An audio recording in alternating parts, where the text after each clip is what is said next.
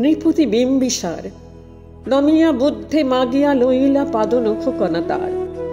স্থাপিয়া নিভৃত প্রাসাদ কাননে, তাহারে উপরে রচিলা যতনে অতি অপরূপ শিলাময় স্তূপ, শিল্প শোভার সার।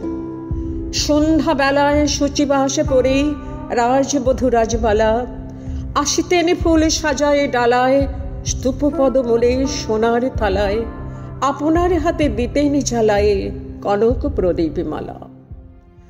অজাত শত্রু রাজা হলো যবে পিতার আসনে আসি, পিতার ধর্ম শনিতের স্রোতে মুছিয়া ফেলিল রাজপুরী হতে। সপিল যজ্ঞ অনল আলোতে বৌদ্র শাস্ত্র রাশি, কহিল ডাকিয়া অজাত শত্রু রাজপুর নারী সবে। বেদ ব্রাহ্মণ রাজা ছাড়া আর কিছু নাই ভবে পূজা করিবার। এই কটি কথা যেন মনে সার, ভুলিলে বিপদ হবে। সেদিন শারদ দিবা অবসান, শ্রীমতী নামে সে দাসী পুণ্য শীতল সলিলে নাহিয়া, পুষ্প প্রদীপ থালায় বাহিয়া রাজ মহিষের চরণে চাহিয়া নীরবে দাঁড়ালো আসি। শিহরি সভায় মহিষী কহিলা, একথা নাহিকে মনে, অজাত শত্রু করেছে রটনা।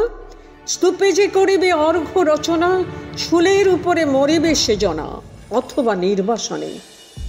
সেথা হতে ফিরি গেল চলি ধীরে বধূ অমিতার ঘরে। সামুখে রাখিয়া স্বর্ণ মুকুট বাঁধিতেছিল সে দীর্ঘ চিকুর, আঁকিতেছিল সে যত্নে সিঁদুর সীমন্ত সীমা পরে। শ্রীমতীরে হেরি বাঁকি গেল রেখা, কাঁপি গেল তার হাত। কহিল, অবোধ কি সাহস বলে এনেছে সে পূজা। এখনই যা চলে কি কোথা দেখিবে, ঘটিবে তাহলে বিষম বিপদ পাত।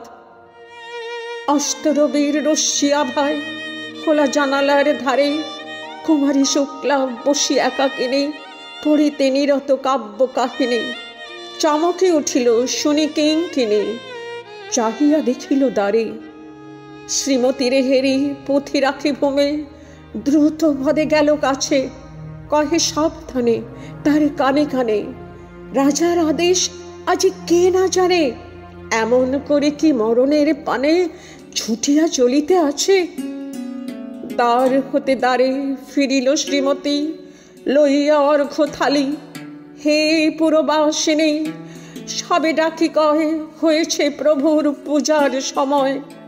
শুনি ঘরে ঘরে কেহ পায় ভয়, কেহ দেয় তারে গালি। দিবসের শেষ আলোক মিলালো নগর সৌধা পরে। পথ জনহীনে আধারে বিলীন কলকোলাহল হয়ে লোখেন। হারতি ঘণ্টা ধ্বনিল প্রাচীন রাজ দেবালয় ঘরে। শারদ নিষিদ্ধ স্বচ্ছ তিমিরে তারা অগণ্য জলে। সিংহ দুয়ারে বাজিল বিষান, মন্দিরা ধারে সন্ধ্যার তান। মন্ত্রণা সভা হলো সমাধান, দাঁড়ি পুকারিয়া বলে। এমন সময়ে হেরিল চমকে প্রাসাদে প্রহরী যত। রাজার বিজন কাননে মাঝারে, স্তূপ পদমূলে গহনে আধারে জ্বলিতেছে কেন যেন সারে সারে প্রদীপ মালার মতো। মুক্ত কৃপানে পুররক্ষক তখনই ছুটিয়া আসি শুধালো, কে তুই ওরে দুর্মতি, মরিবার তরে করিস সারতি। মধুর কণ্ঠে শুনিল, শ্রীমতী আমি বুদ্ধের দাসী। সেদিন শুভ্র পাষাণে ফলকে ফড়িল রক্ত লিখা। সেদিন শারদ স্বচ্ছ নিশীতে প্রাসাদ কাননে নীরবে নিভৃতে স্তূপ পদমূলে নিবিল চকিতে শেষ আরতির শিখা।